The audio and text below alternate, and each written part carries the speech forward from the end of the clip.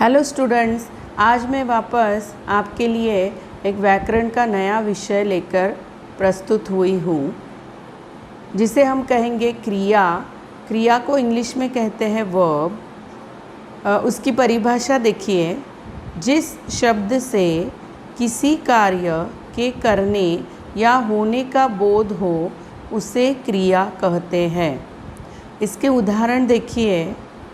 पहला उदाहरण है मोहित घूमता है, दूसरा है जानकी हंसती है, तीसरा है रमन पुस्तक पढ़ता है। हम देखते हैं पहले उदाहरण में मोहित घूमता है। यहाँ ये दो क्रियाएं हैं, घूमता और है।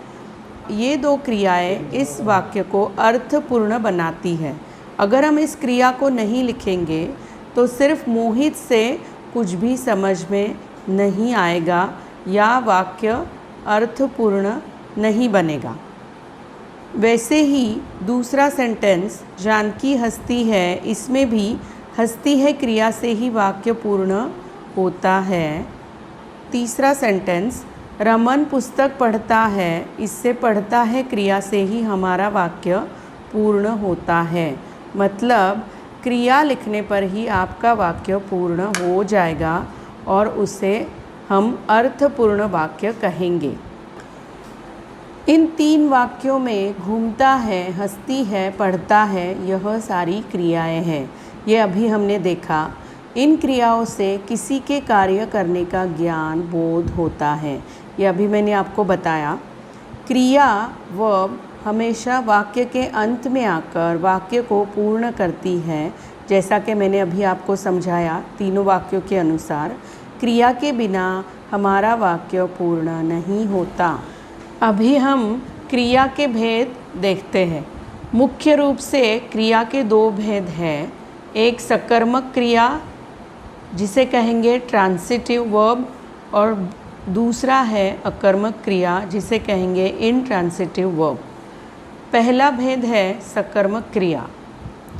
सकर्मक क्रिया का अर्थ है कर्म के साथ विद ऑब्जेक्ट। मतलब अर्थात जिन क्रियाओं को कर्म की आवश्यकता होती है, अर्थात कार्य का फल कर्म पर पड़ता है, उन्हें सकर्मक क्रिया कहते हैं।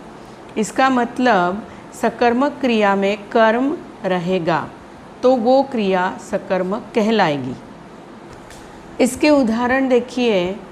पहला उदाहरण है माली फूल तोड़ रहा है, दूसरा रमा आम खा रही है, तीसरा बच्चा दूध पी रहा था। इन वाक्यों में तोड़ने का काम किस पर हो रहा है? अगर हम ऐसे क्वेश्चन पूछते हैं तो हमें उत्तर आएगा फूल पर। दूसरा, खाने का काम किस पर हो रहा है? हमारा उत्तर है आम। तीसरा है बच्चा क्या पी रहा था? सो उत्तर आएगा दूध।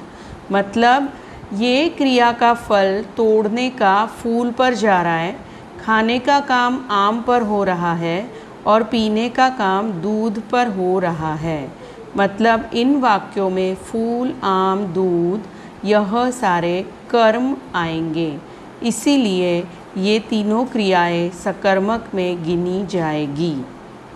दूसरा भेद देखिए, अकर्मक क्रिया। अकर्मक का अर्थ है कर्म के बिना, विदाउट ऑब्जेक्ट। मतलब अर्थात जिन क्रियाओं को कर्म की आवश्यकता नहीं होती, अर्थात कार्य का फल कर्ता पर पड़ता है, उसे अकर्मक क्रिया कहते हैं। उदाहरण देखिए। बच्चा रोता है, मधु हंसती है, हिरन दौड़ रहा है। इन वाक्यों में देखिए रोने का काम कौन कर रहा है? अगर ऐसे क्वेश्चन पूछते हैं तो सीधा आंसर आता है बच्चा। दूसरा सेंटेंस हंसने का काम किस पर हो रहा है? तो उत्तर आएगा मधु। तीसरा कौन दौड़ रहा है? हमारा उत्तर होगा हिरन। मतलब क्रिया का फल सीधा कर्ता पर पड़ रहा है।